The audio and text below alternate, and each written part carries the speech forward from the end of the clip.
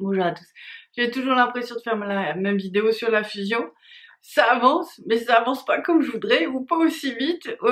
Pourtant ça avance, hein, mais j'ai tellement envie que ça se termine. Et heureusement qu'il y a mon jumeau qui est là pour me dire, Courage, courage, ça arrive, ça va se faire. voilà, donc on en est là. Je vous propose d'en rire un petit peu, puis de prendre un peu de dérision, un peu de recul avec ça. Yeah. Yeah.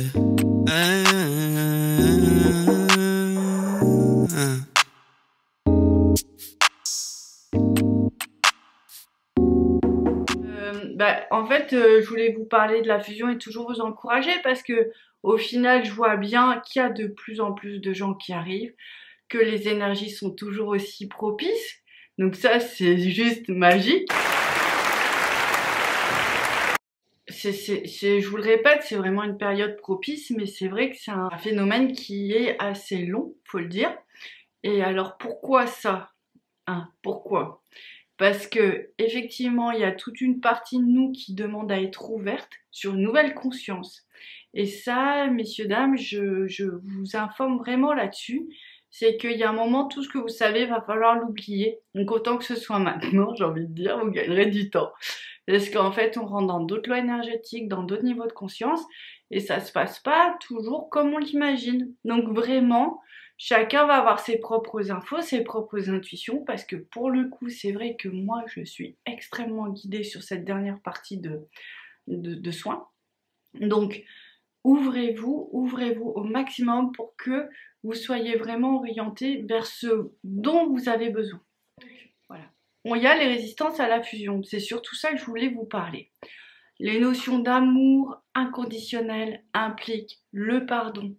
Les notions de découragement éloignent la flamme jumelle.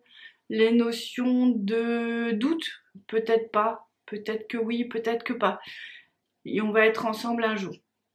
Donc en fait, moi je vous le dis, j'ai presque envie, la guidance se dit je vous le certifie. Bon, c'est elle hein, qui parle, c'est qu'effectivement si vous faites tout ce qu'il faut, je vois pas pourquoi les couples ne se formeraient pas, puisque je le dis, je le répète, on fait tous ce genre de petites erreurs, on croit qu'on y est, mais on est juste un petit peu à côté.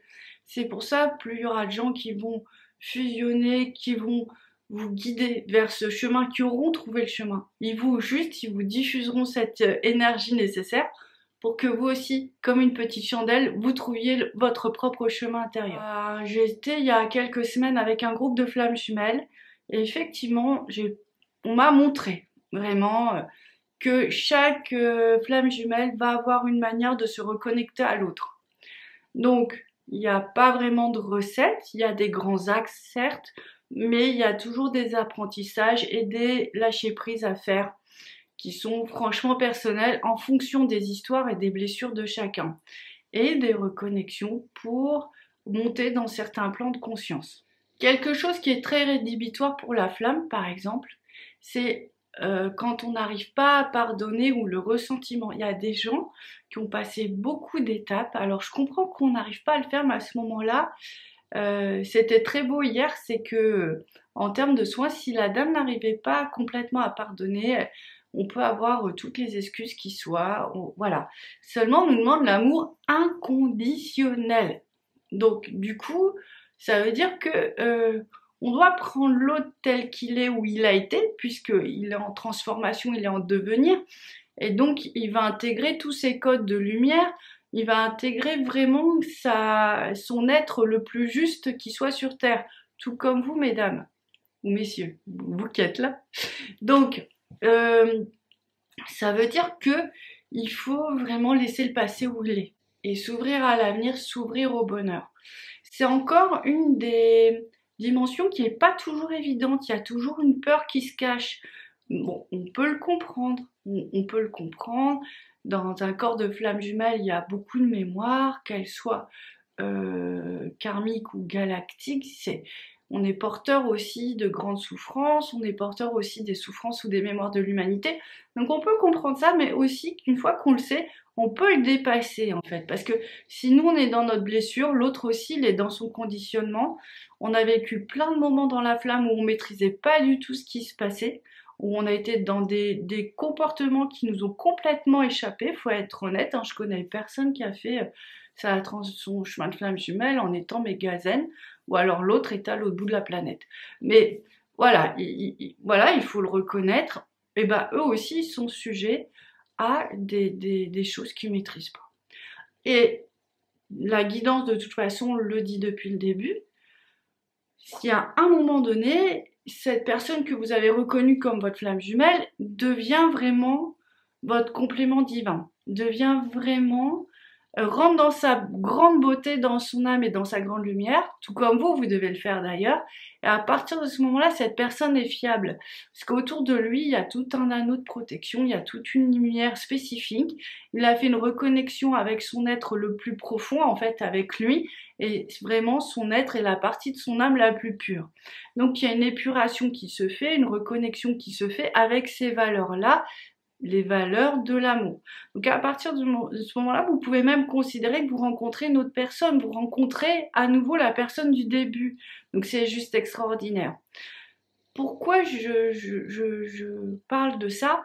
Tout simplement parce que en fait, ça fait plusieurs fois qu'une fusion pourrait se faire et il y a du ressentiment dans l'air. On n'arrive pas à pardonner. Je peux comprendre, il y a des choses, c'est compliqué. Mais le problème, c'est que vous vous coupez à ce moment-là, vous repoussez l'autre, vous coupez de la lumière, vous coupez de vous-même et vous vous coupez du bonheur. Donc là, je vous renvoie à cette question, qu'est-ce qui vous effraie dans le bonheur? Et là, en l'occurrence, et je crois que ça va faire écho avec beaucoup de gens, c'était l'amour de soi. Nous, on nous a toujours dit que pour notre fusion, il fallait être dans l'amour de soi et être dans l'amour de la vie. Deux choses qui sont peut-être pas forcément fort évidentes pour personne en fait. C'était deux axes à travailler. Et donc, effectivement, quand cette dame a compris qu'elle devait travailler sur l'amour de soi, et ben en fait, il y a une partie d'elle qui pouvait enfin être en harmonie avec la fusion et rayonner l'amour. En plus, ça lui faisait tout un écran de protection sur le premier chakra qu'elle n'avait pas auparavant. J'étais dans les bonnes surprises. J'ai des gens parfois qui viennent à moi qui sont assez désespérés. Mais qui ressentent plus le feu de la flamme depuis des années. Et tout d'un coup, on comprend comme un pulse, les âmes s'emboîtent les unes dans les autres, ça se fait à distance. Et là, il y a un feu magnifique qui jaillit des chakras. Le fait d'être trop éloigné peut... Vous voyez, c'est comme un feu. Le fait d'être un peu trop éloigné, le feu, au lieu d'être très intense, il va un peu se défaire, en fait, se déliter. Il va un peu s'affaiblir.